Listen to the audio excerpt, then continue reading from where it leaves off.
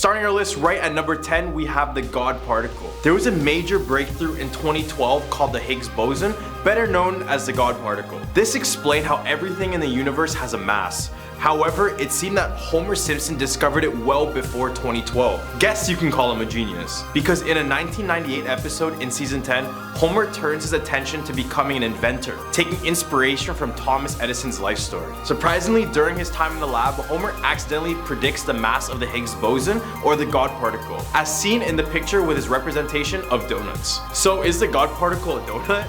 Well, not exactly. According to scientists, if you work out the equation, you get the mass of a Higgs boson that's only slightly larger than the nanomass of the actual Higgs boson. Another scientist named Simon Singh claimed that the equation is a playful combination of various fundamental parameters like the Planck constant, the gravitational constant, and the speed of light.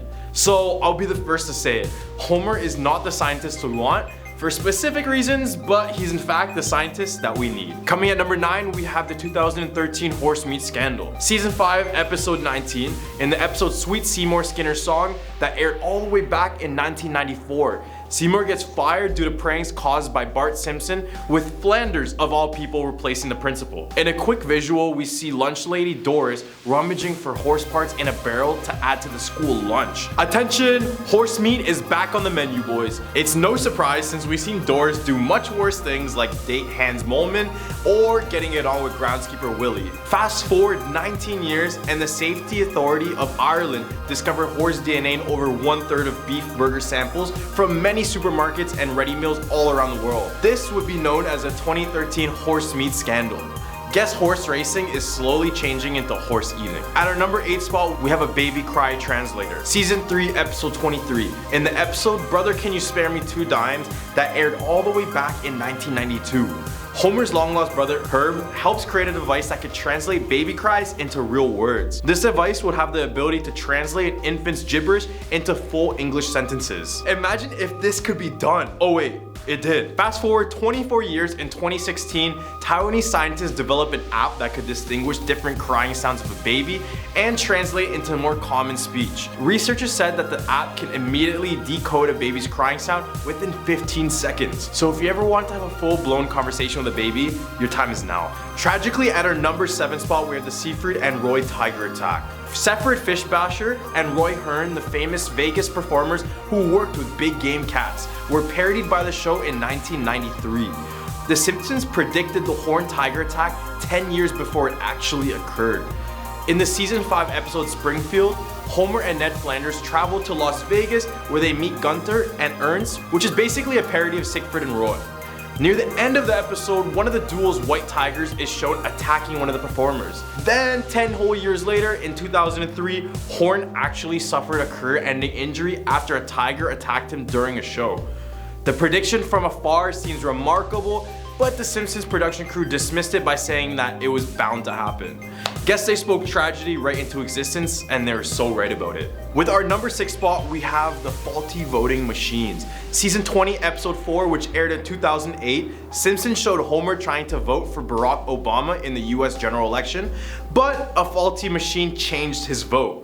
It showed Homer's vote change from Obama to his political rival John McCain. Now 4 years later, after the episode in 2012, Obama was up against Republican Mitt Romney. There was someone in Pennsylvania who filmed themselves voting, showing that the machine they were using was broken. Just like in the episode, the machine would switch the Obama picks with Mitt Romney picks. Right in the hump of our list, we have autocorrect. The Simpsons supposedly predicted the autocorrect feature in a 1994 episode. This feature wasn't invented until 2007. In this episode, Bully Dolph wrote the memo, "Beat up Martin" on his Apple Newton. Then the text autocorrects to "Eat up Martha." When Apple worked on the iPhone keyboard in 2007, rumors say that the engineers knew what they needed to get right, and that was the autocorrect feature. Could this be influenced from the show, or did The Simpsons predict yet another incredible technological feat? Coming in at number 4, we have a Nobel Prize. In season 22, episode 1, which aired in 2010, it showed Homer, Lisa, Milhouse, Martin, and others putting a pool together to bet on who would win the Nobel Prize for economics, chemistry, and other categories. We got to see the Nobel Prize for economics get announced, and while Jagdish Bhagwati won the fictional award on the animated TV show, Milhouse actually casted his vote on Ben Holmstrom, previously shown on the paper. The thing is, he actually won the Nobel Prize 6 years later after the episode aired, which makes us rethink what's true at this point. Could Milhouse be the one behind Simpsons' predictive powers? Who knows? All the way at our number 3 spot, we have Canada legalizing weed. In a 2005 episode called Midnight RX, filmed during the show's 16th season, character Mr. Burns starts a chain reaction making prescription drugs affordable in Springfield, Illinois. Because of this, Homer and Grandpa Simpson started smuggling cheaper drugs from Manitoba, Canada, and found out that they were praised as heroes. On one of their future runs, they were joined by Apu and Ned. While in Canada, Ned meets a Canadian version of himself, set with a curly afro, but instantly starts taking a disliking to him after the counterpart tries to sell him a reeferino, which was legal there. Remember, this was back in 2005 when marijuana legalization wasn't even thought of. Then, fast forward 13 years later, in 2008, the prediction came true. Canada made cannabis legal in all provinces and territories. Time to add one more correct prediction in our list. All the way at our number 2 spot, we have FaceTime. Season 6, episode 19, which aired all the way back in 1995, Simpsons seem to have predicted commercial video calling. Remember, this is 1995. These were pre-internet days, and in this episode they show Lisa time travel to a time when she's having a face-to-face online chat with her mom Marge, which was virtually impossible at the time. Oddly enough, 15 years later, Apple re-announced their new and revolutionary FaceTime. But I don't really know what's so special about lagging out every single 2 minutes. But what about Skype? Well, first of all, Skype is almost dead, but Skype was released in 2003, which was still well before the making of this episode. Even though technology was leading to the discovery eventually, Simpsons always seemed to be ahead of the game. All the way at our number 1 spot, we have Donald Trump. 16 years before Donald Trump's win in the US elections, The Simpsons predicted the billionaire businessman would become the president. In season 11, in an episode called Bart to the Future, the show predicted a Trump presidency back in 2000. In the episode, Lisa is pictured sitting in the Oval Office surrounded by advisors, where Lisa said that, quote, "We're inherited quite a budget crunch from President Trump." The show also mocked Trump in an episode last year after he announced he was running for president. The show even featured a scene where Trump was seen waving from an escalator, almost exactly mirroring a video of him taken in 2015. Starting our list right, we have Bart is destined to enter hell. We all know that Bart is a troublesome and disobedient character. Most of the Simpson episodes show Bart acting with no filter, usually causing mayhem all around Springfield. In one episode, he's seen acting friendly towards the devil.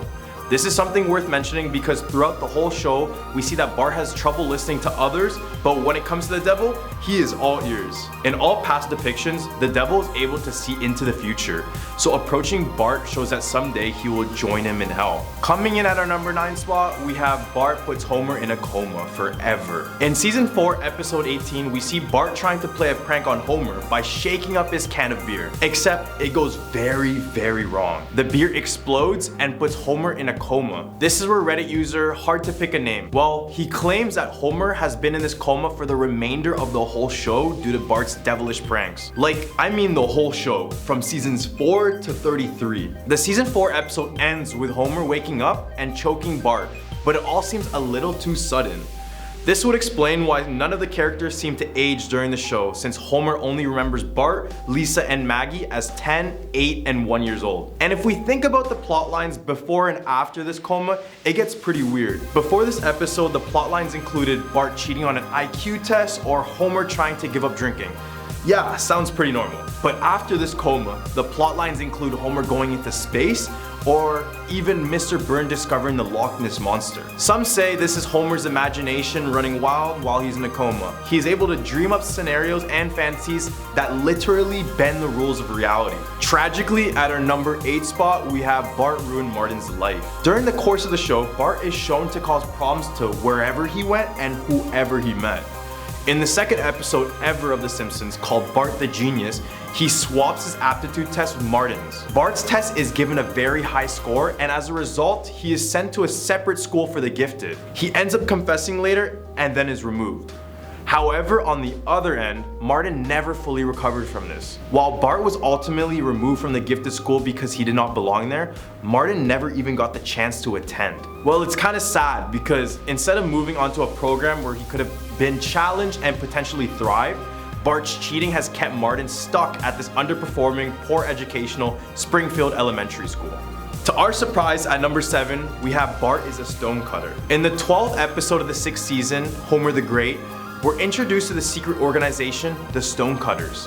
The Stonecutters are a group of people who value greed, power, and privilege. So it's not really hard to believe that Bart is a part of this one. A Reddit user by the name of Ty Piper coined this theory. He stated that in order to become a stonecutter, you must either be the son or save the life of one. In one episode, Bart donates his blood to Mr. Burns, which saves his life, which makes Bart an immediate candidate. Have you ever wondered how Bart receives barely any sort of punishment for the mischievous deeds he does? Well, it seems that Principal Skinner is a stonecutter himself. And if that wasn't enough, Grandpa Abe is also a stonecutter, which makes both Homer and Bart eligible to join. Bart just seems like a perfect candidate, and despite the fact that you don't see him in the table of stonecutters, it's simply because they don't need to be present.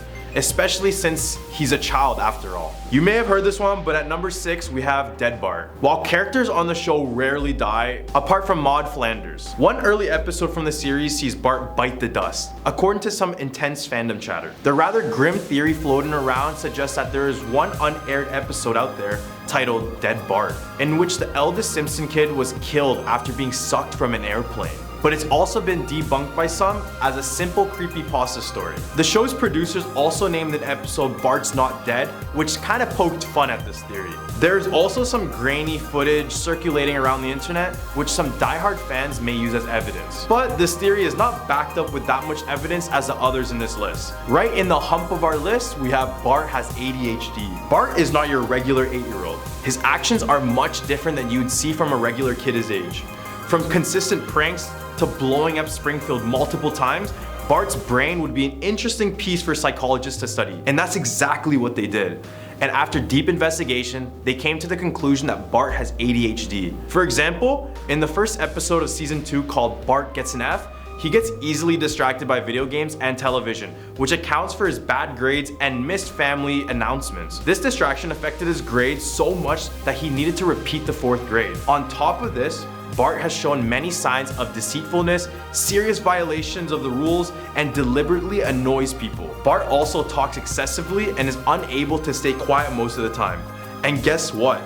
These are all signs that Bart has ADHD. Well, I'm not trying to say that bad grades equals ADHD, but a combination of his actions and his motives show clear symptoms of the disorder. You wouldn't believe what we have at number 4, and we have that Bart is actually a genius? According to Reddit user Kirby Clock, everyone in the Simpsons family is a genius, including Bart. In season 9, episode 17, we learn about the infamous Simpson gene, which claims that Simpsons males get increasingly dumber as they age, while the women don't get affected at all. This would explain why Bart and Homer are troublemakers with little to no logic behind their actions. Then in season 12, episode 9, we learn that Homer would actually be an intelligent man if he didn't have a crayon lodged up his nose and near his brain. With the crayon removed, Homer's IQ goes up a total of 50 points. Despite his newly profound intelligence, Homer decides to put the crayon back in hopes to avoid debates and arguments with his friends and the community. Bart ties into this because he makes a similar decision.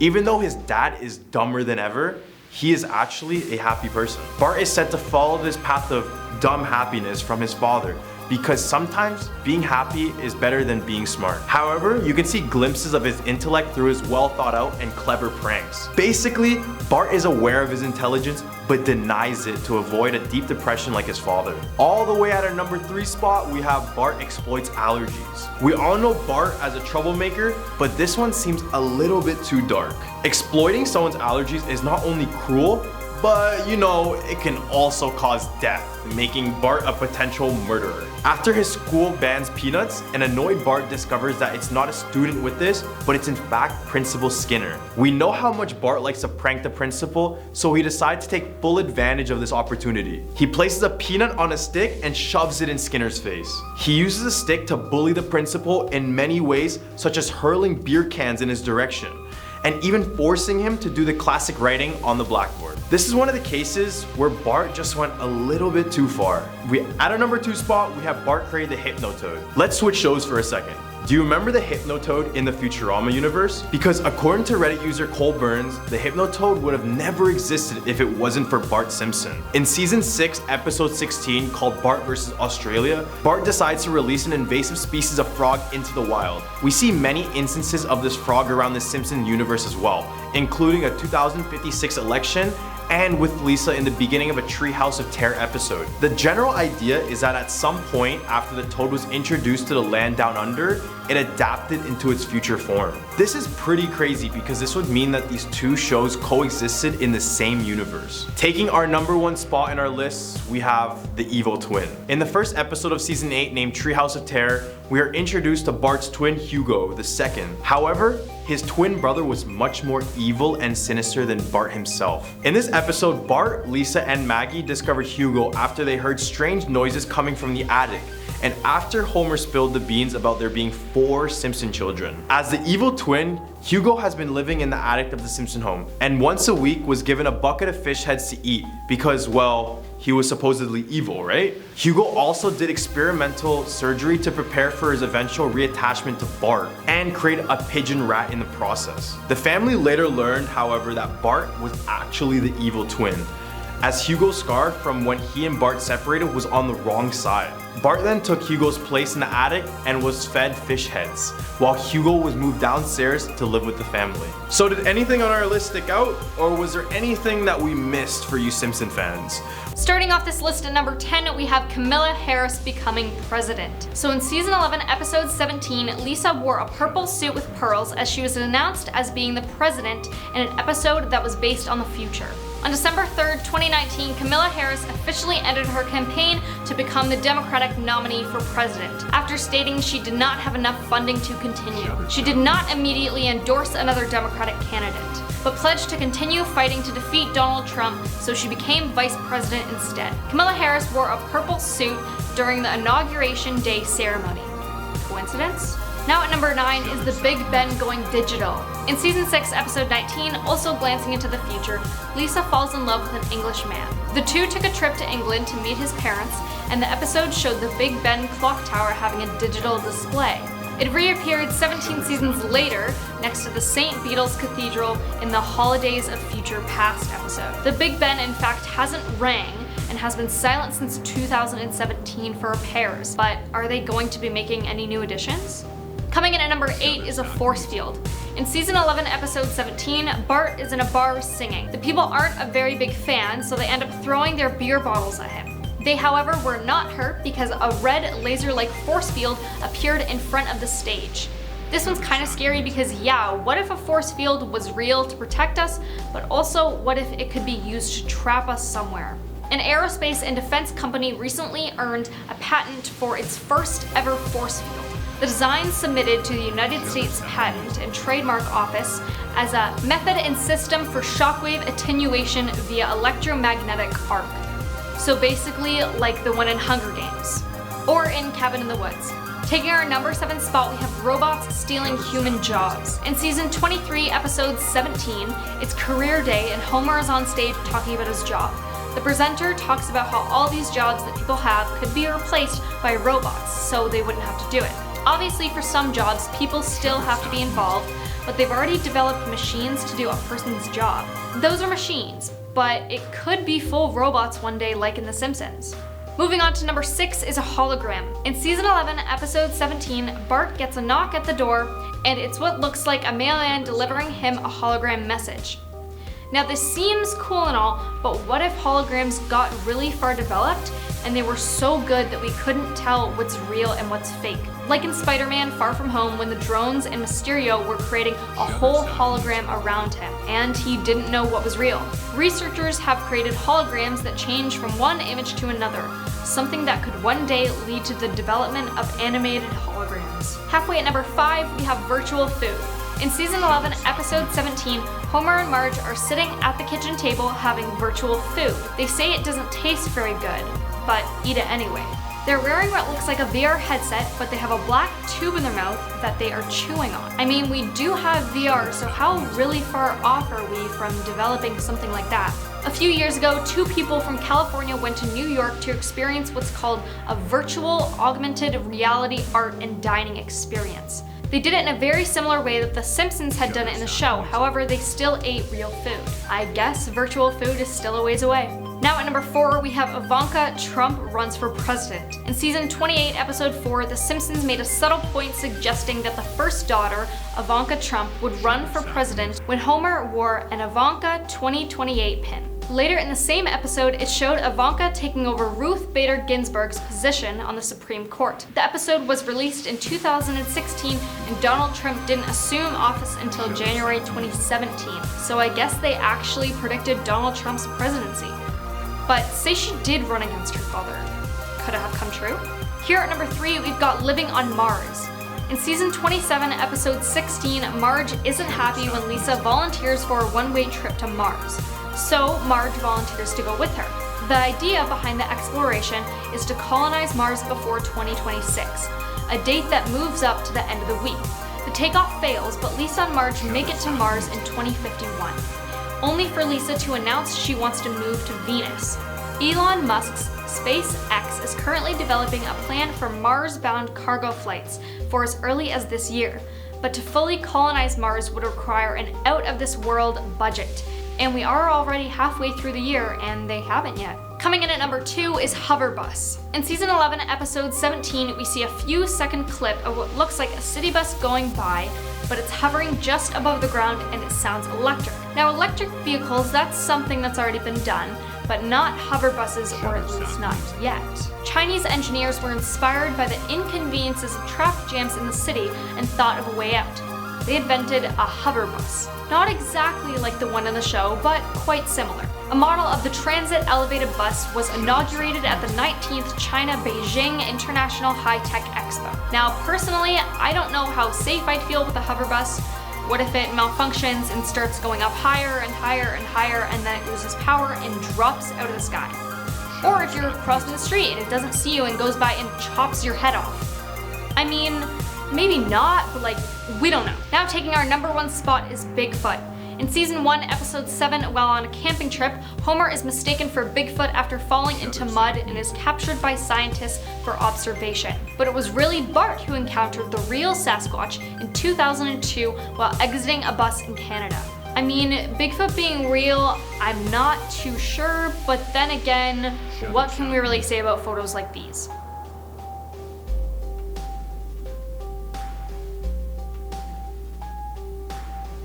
Guess we'll never know. Starting our list right at number 10, we have It's All in Peter's Head. For more than 2 decades, the characters of Seth MacFarlane's Family Guy has put themselves through increasingly absurd situations. Whether it's epic chicken fights or the Peter Copter, the Griffins have gone through situations that would be completely absurd in real life. However, in the world of the show, they can get away with just everything and be fine in just the next episode. So why is that? A Reddit fan theory suggests the reason why they do this is because the world of Family Guy takes place inside of Peter Griffin's head. Let's begin with his kids. We all know the unattractive daughter Meg.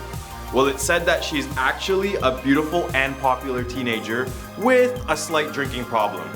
Meanwhile, Chris is actually a mentally challenged brother. Well, in the show, it kind of depicts that already. Theory says that one day she got too drunk and decided to pick up Chris, but ended up in a fatal car accident killing them both. This would explain why Peter dislikes Meg so much, especially because her issues caused the death of her brother. His wife Lois was broken down from the death of the children and decided to take her own life while having Stewie in the womb. Yes, this theory is really dark, so I'm sorry kids. With the loss of the entire family, Peter loses his mind and creates this whole fantasy world inside of his own head. As for Stewie, well, Peter never got to meet Stewie, which is why he's portrayed as a smart and cunning baby, because this is a reflection of how Peter expected his son to be. Coming at number 9, we have an allusion to the Twin Towers. First of all, rest in peace to all of those affected. But did you know that Family Guy creator Seth MacFarlane was due to catch a flight that was destined to hit the Twin Towers, and his reason being was that he was hung over and overslept. Because I didn't know this, and I swear a lot of celebrities claim they just missed this tragedy, but this one is a little bit deeper than that. It was such an important event that fans thought it was the direct inspiration for the film's plot of Stewie having a near-death experience. Do you remember the scene where Stewie would get crushed by a falling lifeguard seat? Well, the scene is peppered with snippets of dialogue that may or may not reference the falling towers, such as Stewie saying, quote, "Well then, it seems like there's only one thing to do. I must ensure that I had never gotten a close call with that lifeguard tower in the first place." And he also was saying, quote, "Yes, I did it. I stopped the tower from falling." This line struck out to me a lot because the falling tower was mentioned throughout the entirety of the film. Stewie's main goal was to go back in time to stop this tragedy. This moment could be attributed to the way Seth feels about missing the flight that was due to crash into the Twin Towers. That mixed feeling of guilt and relief is one of those feelings that are very hard to deal with, which could have inspired this traumatic episode in the first place. At our number 8 spot, we have the CIA is responsible for all humanoid animals. Do you remember that large chicken that would almost come out of nowhere and just start a full-on MMA fight with Peter?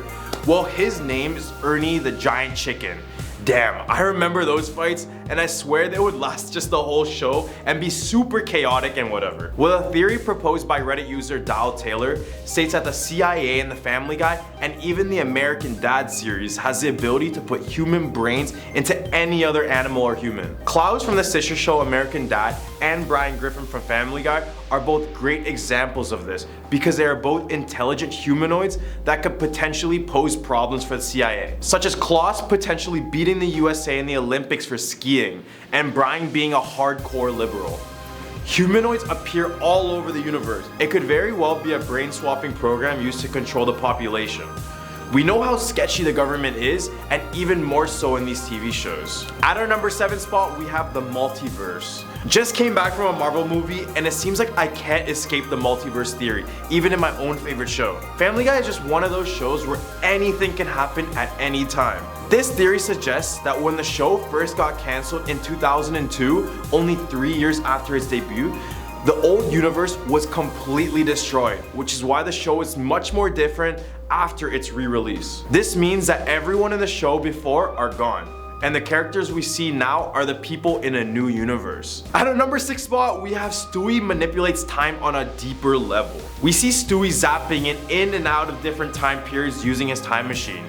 Casual thing for a baby, I might say. But have you noticed that Stewie always stays around the same age? It doesn't seem like he gets any bigger, nor does he look any different throughout the whole 20 years of the show. The other family members seem to age, but very, very slowly. For example, Meg started at 16 and now she's around 18. Lois turns 43 in that episode where she had a midlife crisis, and Brian started the series as 7 and just celebrated his 10th birthday this season. So back to Stewie. He makes himself young to avoid the responsibilities of being old. Do you remember that episode when Stewie went into the future only to see a depressing, sad version of himself? That's the type of reality Stewie wants to avoid. On another note, he could be doing it for Brian as well. Seeing Brian die for the first time traumatized him, and he openly admits that it's his best friend. So he could very well be doing it to prolong his time with Brian. Right in the hump of our list, we have Brian is the real writer of the show. In season 12, episode 9, named Peter Problems, we hear Brian saying, quote, "I have a job, I'm a writer, I'm working right now. See this, all of this? This is the raw material of a picture of life that I'm going to paint with words." This got fans thinking if Brian could be the writer of the show. We know that Seth MacFarlane writes the show in real life, and he uses his own voice to play Brian Griffin. He doesn't change it or anything. This could explain why Brian is often seen as the voice of reason, or is the one to dispute arguments and feuds between different characters. Most of the exclusive and deeper meaning Family Guy episodes are the ones with Stewie and Brian.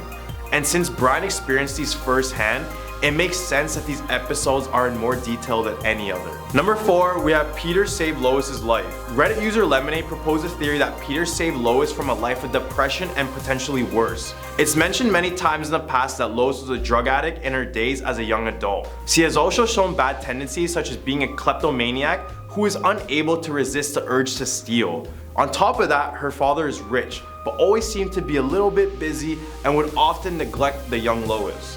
Being from a rich family meant that it was unlikely she faced the consequences for her actions. So picture this, a young rowdy girl with no discipline and an addiction to drugs.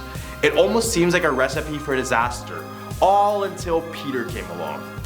Peter was mentally challenged at the time, so this gave a misdirected Lois an opportunity to take care of someone, which also slowed down her life in a good way. All the way at our number 3 spot, we have Family Guy's All a Cover-Up. Originally, everyone's lives in the show were amazing. Cleveland still had a wife, Joel had his son, and a loving marriage where his wife didn't cheat on him. Quagmire did the single life and his family probably wasn't tragic at this point. Peter was dumb, but still managed to care for his family. Well, except for Meg. However, as the show progressed, everyone's lives took a turn for the worse. Peter and Lois will get into more frequent arguments, which led the two to be separated multiple times. Meanwhile, Cleveland lost his wife and his show, so when he came back, he gained a wife that still loves someone else. Quagmire started to hate on Brian aggressively, and he would often confess his love for his best friend's wife, Lois. Bonnie and Joe had a baby, but right after they would begin to hate one another. Even Brian died for a bit. At our number 2 spot, we have Joe Can Actually Walk. Joe is just known on the show as a character glued permanently to his wheelchair due to an accident in the past. Joe is often seen to act over the top emotionally, but is also used to insert awkward yet still funny humor, often regarding his disability. However, many fans believe that all of it is just a cover-up and he is actually able to walk. In many different episodes, Joe explains the origins of his disability, but each story is different from one another.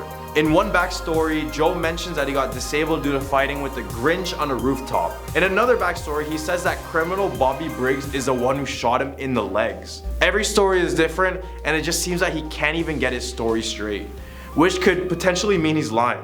Taking our number 1 spot, we have Stewie, Meg, and Chris are not Peter's kids. A fan theory suggests that Stewie, Meg, and Chris could not be Peter's children at all. Well, first of all, do we really think any one of them looks like Peter or Lois? In season 15, episode 20 named A House Full of Peters, it shows Peter donating his sperm to a sperm bank. The kids that shared the same sperm all pretty much look the same as Peter. So how could Stewie, Meg, and Chris not look like Peter at all? The theory states that back in the day, Lois had many affairs, and we could see that that isn't impossible, especially with her fishy past of adult filming and substance abuse. At our number 10 spot, we have All in a TV Show. Many times on the show, we see Rick break the 4th wall. Not a real physical wall, I mean the wall that separates the character from us, the viewers. So it's assumed that he knows that he's on a TV show. And this is no surprise because the show shows us many times that anything is possible, given that there are an infinite number of parallel worlds. This would mean that somewhere down the line you would find a universe that has you in your own personal TV show. And in the episode Interdimensional Cable 2, Tempting Fate, a little exchange between Rick and Morty happens with Morty asking, quote, "Hey, what are you doing?" And with Rick replying, quote, "A sequel." And if you think about these interdimensional cable episodes, it's basically about Rick watching the lives of other people, making their lives his TV show. So this would just tie into this theory and give more reason for Rick to know he's actually on a TV show. And if we apply this to myself, for example, this would be a TV show of us making a TV show of someone else watching a TV show of someone else watching us. At number 9, we have We Are a Video Game Character. In the episode Morty Night Run, we are introduced to a video game named Roy, A Life Well Lived. When they arrived at the Blitz and Chips arcade, Morty decides to hop onto this game after realizing it's a virtual reality life simulator. When he enters the game, he plays as Roy Parsons, and the goal of the game was to guide Roy throughout his lifespan from birth to death. When Roy passes away, the game ends and Morty is brought back into the real life. So basically, he's lived out an entire lifespan of someone else. So this brings up the question, what if we were all in a video game? And more terrifying, what if we were all being played by someone else without us ever knowing? What the hell? Where am I? 55 years. This would also encourage simulation theory, but the fact that someone could be playing you in a video game throughout your life is something to think about even more. At number 8 spot, we have Infinite Universe. In season 1, episode 6, named Rick Potion number 9, Rick and Morty practically destroy the Earth with a Cronenberg virus. This virus was initially thought to turn the Mantis people back into regular humans, but instead it turned all the people in the world into twisted blobs of flesh, similar to things you may see in a Cronenberg film. After the majority of the world was affected by the virus, the two left the reality for another almost equal, where their other selves just happened to pass away just before they arrived. This led to the theory, what if people around you are from other universes who replace their own selves? Even though the multiverse is completely hypothetical, it doesn't seem far-fetched. If you knew that your next door neighbor was from another universe, what would you say to them? How would you react? Would you be scared? At number 7 spot, we have Rick and Morty's dynamic is a representation of mental illness. Rick and Morty are two very different characters, one being extremely smart and the other one being kinda stupid. Many believe that along with this balance, both internally in them, each and combined, they represent dark illnesses such as severe bipolar disease, alcoholism, insanity, and many more. Rick is extremely intelligent and very good at manipulating people, which can be seen as a coping mechanism for someone with bipolar disorder. He is always dealing with unusual circumstances and also has a very hyper-optimistic outlook on life, something that is very characteristic of someone dealing with depression. In addition to this, Rick is frequently manipulative and controlling of his loved ones. This behavior reflects the way in which people with bipolar disorder often behave towards those closest to him. On the other end, we have Morty, who is nowhere near as clever but is as affectionate and wants nothing more than just to please him. This can be seen as a coping mechanism for those who have schizophrenia. Morty does a lot to seek approval from Rick, which is all common to the illness. The show wanted the characters to be relatable in a sense, which also includes real human mental illnesses. At number 6 spot, we have Rick wasn't an idol, he was a warning. Certain fans think they need to be smart and have a high IQ to understand Rick and his jokes, yet people believe he is a warning of how terribly ignorant and cocky young people can become. Rick was always willing to put his fans in their place, whether it be through clever jokes or his brutal honesty. He was always aware of the way we can easily be taken advantage of, and he wanted to make sure that we all knew. He wanted to stop giving our power to something so easily destroyed, and he wanted us to use our power for good. And Rick did use his power for good sometimes. Just like when he and Morty threw a huge party on the episode Rick's Business. He froze time to give him and Morty time enough to clean up the house before Beth and Jerry got back. He also saved the world many times. Eventually though, everything caught up to him. But that's kind of why personally I love his character so much, and why other people love him so much, which is because he is a reminder that no one is invincible and that we all have to face our fears eventually. Right in the hump of our list, we have Uncle Steve. In the season 2 episode Total Recall, we are introduced to Steve Smith. From the looks of the episode, it seems like he is well liked by the family and he is showing the utmost respect for Jerry, which kind of seems over the top at times. Scene goes that they're sitting at the dinner table when Steve announces he paid for a family vacation for all of them. Then Rick insults Steve and soon after pulls out his blaster and goes for the head. As the bullet goes through his head, it reveals a purplish pink goo and his body shapeshifts into an extraterrestrial. Rick explains that they are a telepathic civilization that embed themselves in memories and multiply more of them on Earth. So what if there was an alien race living among us? I mean, after the photos of the James Webb Space Telescope that were recently revealed, it's just astonishing to think how large the galaxy is and to think there's so much more. There is zero chance we're the only ones out there. So aliens probably exist, but them living among us is a different story altogether, which makes this theory much more scarier. We had UFO sightings, encounters, but what if one tiny green alien managed to fit right into our society, just waiting for his opportunity to strike? At our number 4 spot, we have Enter Into Our Dreams. In just the second episode ever released from Rick and Morty, named Lawnmower Dog, we are introduced to a concept similar to the blockbuster movie Inception. I remember watching Inception for the first time as a kid and coming out of that movie with zero knowledge, so props to Rick and Morty for giving homage. Kind of. In this episode, Rick creates a device that enables you to go inside someone's dream.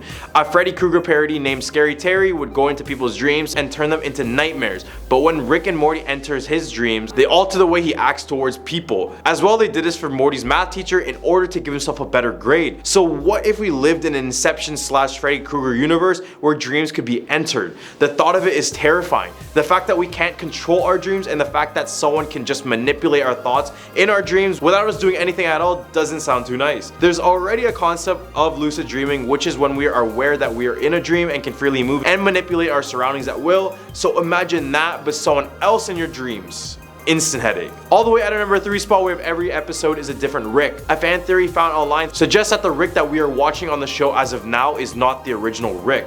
In the show, it is known that Rick disappeared from Beth's life for decades. For all we know, Rick and Morty lived in a parallel universe identical to the one the show started in, which is C-137. The only difference between the two universes is the Cronenberg monsters, but everyone else lived practically the same lives. The theory continues by saying that the Rick we see is a Rick from another universe where everyone he knew knew and loved passed away, which would actually explain his substance abuse with alcohol and his crazy near-death antics every single episode. At number 2 spot, we have clones. Just before the episode Big Trouble in Little Sanchez, Rick conducted one of the most wild experiments to date. He was able to transfer his mind into a clone named Tiny Rick in order to hunt for a vampire that was terrorizing a nearby school. At the end of the episode, he reveals an underground chamber that holds different Rick clones in different stages of life. Then in episode Edge of Tomorrow, Rick Die Repeat, he carries on the past project with Operation Phoenix, which is when Rick passes away, he plans to have his mind uploaded into a clone body so he can continue to live. This experiment reminded me of all those sci-fi movies where it would have people being cryogenically stored or had their consciousness transferred into a computer.